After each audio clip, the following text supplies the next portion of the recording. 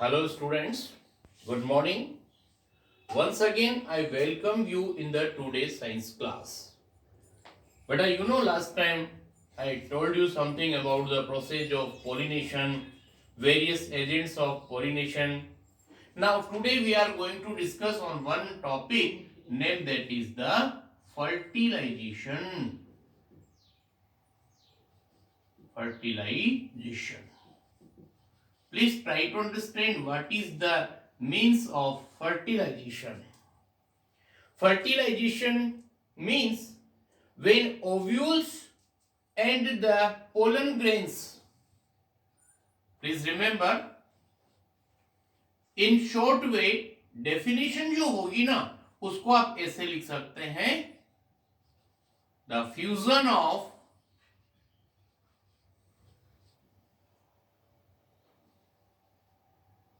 ovules and pollen grains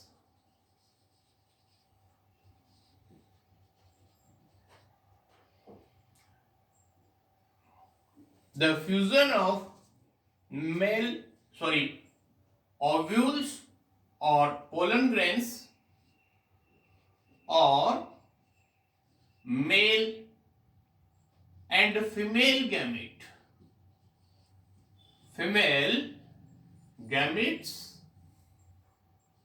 is called fertilization. Please remember this one. दोबारा बता रहे हम, इसका एक्चुअल मीन्स होता है the fusion of male and female gamete is called fertilisation. अब प्लांट के अंदर जो फीमेल गैमेट होगा वो ओव्यूल्स हो जाएगा और मेल गैमेट्स होंगे जो पोलन ग्रेन्स होंगे. Please remember this. मतलब कि आपकी जो लर्निंग डेफिनेशन होगी ना वो इस तरह की होगी, the fusion of male and female gamete is called fertilisation. इसमें प्लांट वाले केस में हमने दो नेम दिए हैं, ओव्यूल फीमेल गैमेट होता है और पोलन ग्रेन मेल गैमेट्स होते हैं. Okay, so please remember what happen now in this process. थोड़ा सा हम बात बता रहे हैं आपको. हमने बताया आपको फर्स्ट नंबर प्रोसेस होती है बेटा पोलिनेशन. पोलिनेशन के अंदर क्या होता है, ट्रांसफर ऑफ पोलन ग्रेन्स. यही होता है transfer of pollen grains. Okay, अब पोलन ग्रेन्स में पोलिनेशन प्रोसेस के अंदर जो पोलेंस होते हैं वो कहां पर पहुंच जाते हैं, in the stigma of a carpel और पिस्टिल. ध्यान से सुनना और समझना बात को. ये यहां पर होंगे आपके पोलन ग्रेन्स. उस पोलन ग्रेन्स के बाद यहां पर इस तरह की स्ट्रक्चर होती है जो अपन ने देखी हुई है कितनी बार यहां पर.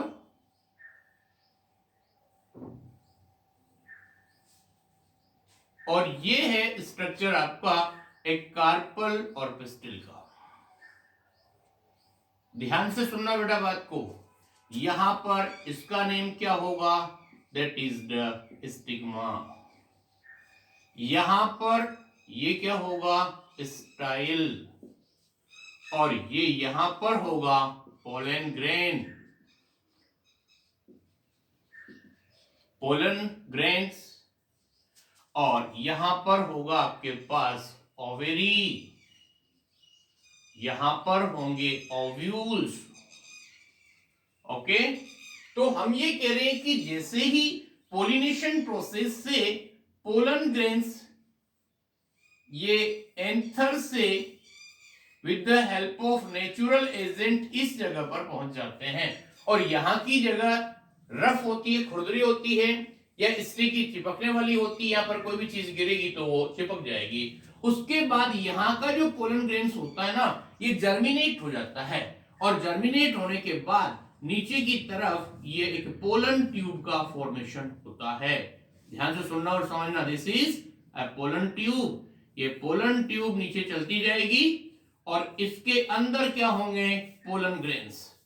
पोलन ग्रेन्स यहां पर जाने के बाद इसमें जो आपके पास ओव्यूल्स हैं उनमें से किसी भी एक ओव्यूल के साथ में कंबाइन हो जाएंगे। सपोज इस ओव्यूल के साथ में कंबाइन हो गए यहां पर, तो कहने का मतलब क्या हुआ कि ये पोलन ट्यूब कहां पहुंचेगी, यहां पहुंचने के बाद क्या होगा, फर्टिलाइजेशन, मतलब कि fusion of male and female gamete. यहां पर क्या होगा, fusion of pollen grains and ovules. तो यहां पर ध्यान रखना, एक जो पोलन ग्रेन होता है वो मेल गैमेट की तरह रिएक्ट करता है, एक ओव्यूल जो होता है वो फीमेल गैमेट की तरह कंबाइन होते हैं, और ये वाला प्रोसेस कहलाता है फर्टिलाइजेशन। इतनी बात समझ में आ गई। फर्टिलाइजेशन प्रोसेस में क्या होगा, यहां पर ये ध्यान रखना, इसका नाम दिया हमने एंथर, और ये वाला नेम होगा फिलामेंट। ये पहले ही बता चुके हम आपको कितनी बार। फिलामेंट के बाद ये तो हो गया आपके पास व्हाट सर, कार्पल और पिस्टिल, और ये हो जाएगा आपका पास स्टेमन। इतनी बात समझ में आ गई। ये कार्पल और पिस्टिल हो गया, ये हो गया। उसके बाद फर्टिलाइजेशन के बाद इसमें जो स्ट्रक्चर बनेगी दैट इज जाइगोट, और जाइगोट के अंदर फिर क्या होता है, रिपीटेड सेल डिवीजन होता रहता है।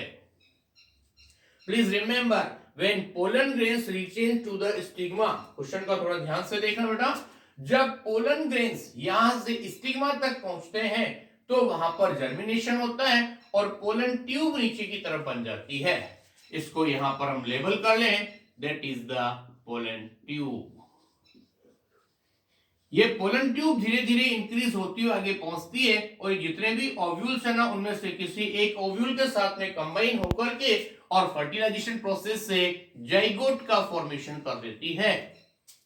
उसके बाद ये जितने भी पोर्शंस है ना ये सब खत्म हो जाएंगे, स्टाइल स्टिग्मा सब कुछ खत्म हो जाएगा। उसके बाद आपके पास क्या बचेगा, ओवेरी एंड ओव्यूल्स।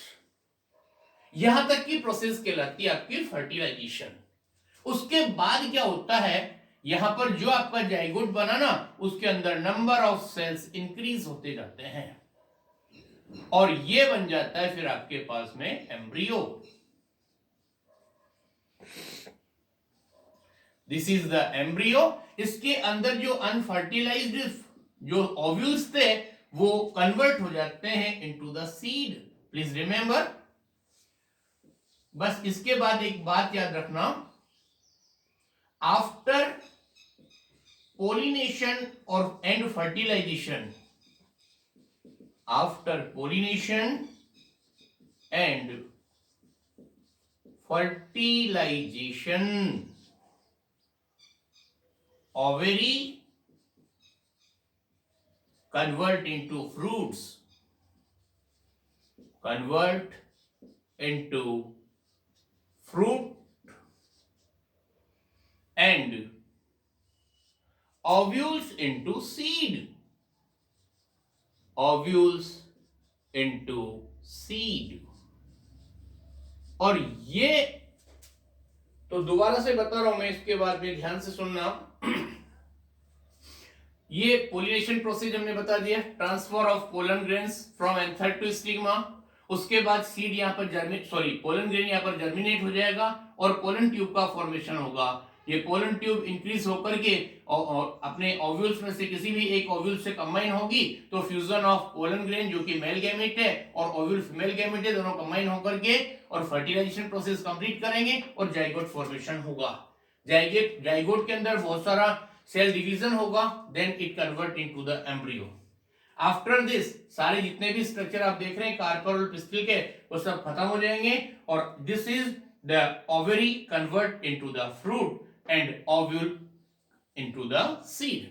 उसके बाद जब भी फ्रूट को कोई कंज्यूम नहीं करता है या करता है, फ्रूट के अंदर सीड्स अवेलेबल होते हैं और सीड नेक्स्ट जनरेशन के लिए, मतलब बेबी प्लांट प्रोड्यूस करते हैं, जब उनकी सीड सॉविंग होती है, ये सारी बात होती है बेटा अपने पास। How flower change into the fruit.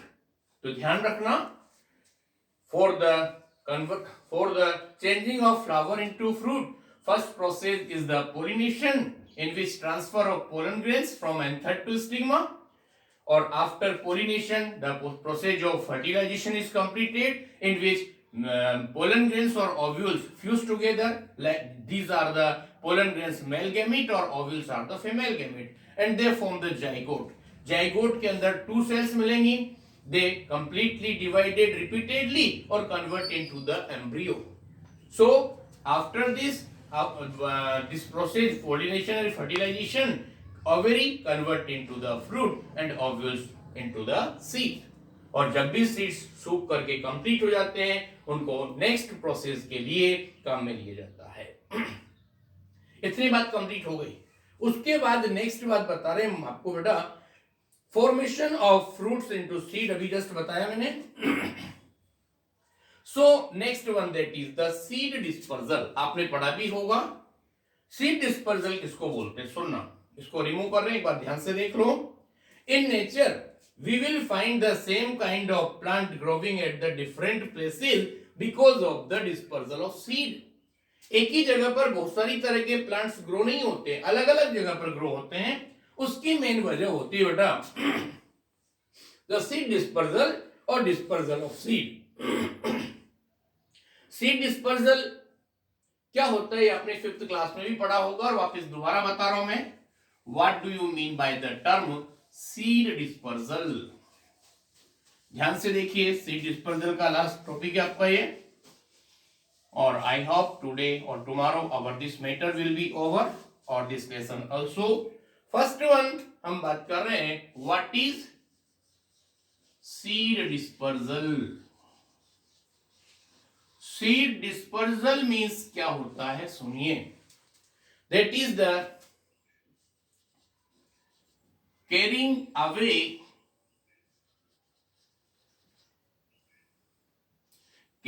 Away of seeds from parent plants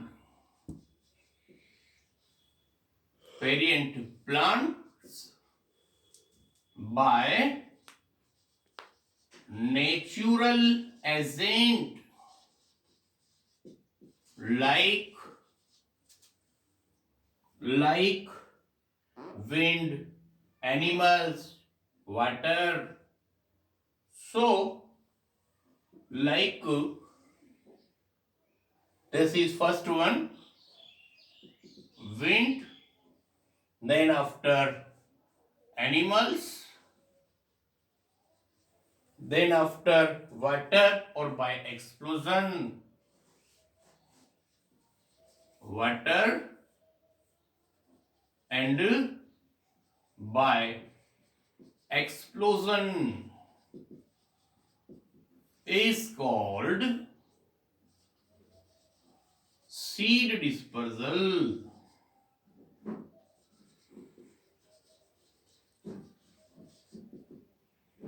okay, please remember this.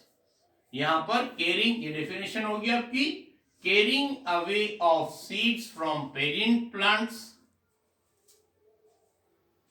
By natural agent, carrying away of